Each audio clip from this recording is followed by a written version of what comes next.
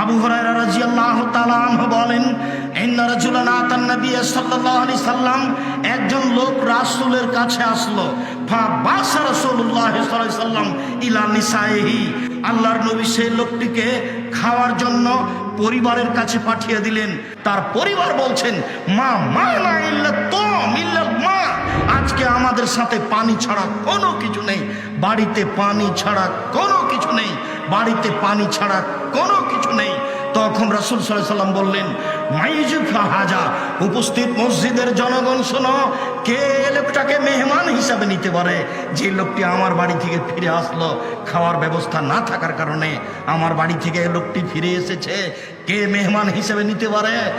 কালা রাজুলুন মিনাল আনসারে আনা, আনসারীদের একজন লোক বললেন, আবু তালহা, জি আমি রেডি আছি, আমি বাড়িতে নিয়ে যাব। ফান্তালাকা বিহি ইলা ইমরাতিহি, তিনি মেহমানকে সাথে নিয়ে তার স্ত্রীর কাছে চলে গেলেন।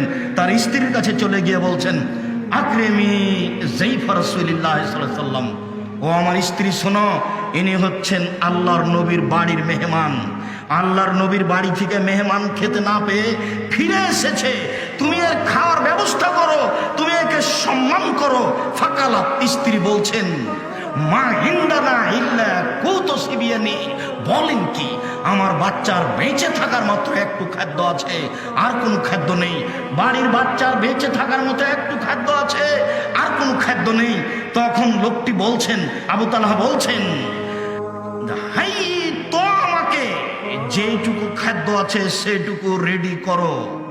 ওয়াসবেহি সেরা যাকে, তুমি তোমার বাতি ল্যাম্প জ্বালাও। ও নাবেবি সিবিয়ানাকে, তুমি তোমার বাচ্চাদেরকে ঘুমিয়ে দাও। এ যা আরাদু, আশা, যখন তারা রাত্রে খেতে চাইবে, যখন রাত্রে খেতে চাইবে তখন তুমি বাচ্চাদেরকে ঘুমিয়ে দিবে। ফাহাইয়াত তোয়ামাহা, তিনি তার খাদ্য রেডি করা আরম্ভ করলেন। ওয়াসবাহাত সেরা যাহা, তিনি তার ল্যাম্প জ্বালালেন। ওয়া নাওয়ামাত সিবিয়ানাহা, তিনি তার বাচ্চাদেরকে ঘুমিয়ে দিলেন। সুমা তামাত, তারপর তিনি দাঁড়ালেন।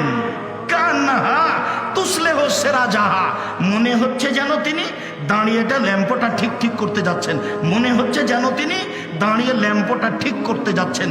ফাত ফাত হো, তিনি ঠিক করতে গিয়ে কৌশলে ল্যাম্পটা নিভিয়ে দিলেন, অন্ধকার হয়ে গেল। ফাজালা লিইরিয়ানিহে আন্নাহুমা, তিনি দেখাতে চাইলেন যে তারা দুইজন তার সাথে এক ওলানে খেতে আছে। তিনি দেখাতে চাইলেন তারা স্বামী স্ত্রী রাতের অন্ধকারে তার সাথেই খেতে আছেন, এইটা দেখাতে চাইলেন।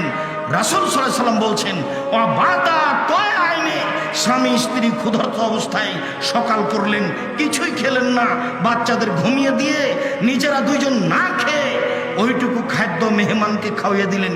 ফাগাদা ইলা নবী সাল্লাল্লাহু আলাইহি সাল্লাম, সকালবেলায় তিনি আল্লাহর নবীর কাছে চলে গেলেন। আল্লাহর নবী তাকে দেখে বলছেন, শোনো জাহেকাল্লাহ, তোমার কর্ম দেখে আল্লাহ হেসে উঠেছেন। আজাবাল্লাহু মিন ফালিকুমা, তোমাদের স্বামী স্ত্রীর কর্মতে আল্লাহ খুশি হয়ে গেছেন, আল্লাহ তোমাদের স্বামী স্ত্রীর কর্মতে খুশি হয়ে গেছেন। ফানজালাল্লাহু তাআলা, তারপর আল্লাহ তাআলা এই আয়াতটি অবতীর্ণ করলেন,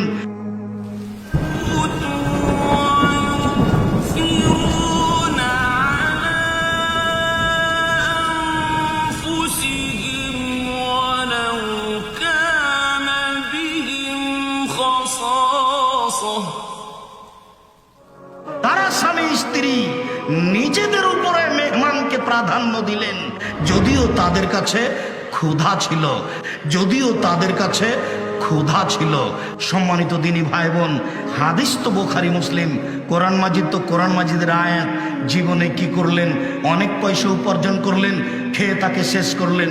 যা খেলেন তা পেশাব পায়খানা, যা পড়লেন তা পুরাতন হলো, যা দিলেন তা জমা থাকলো। হাদিস বুখারী মুসলিম।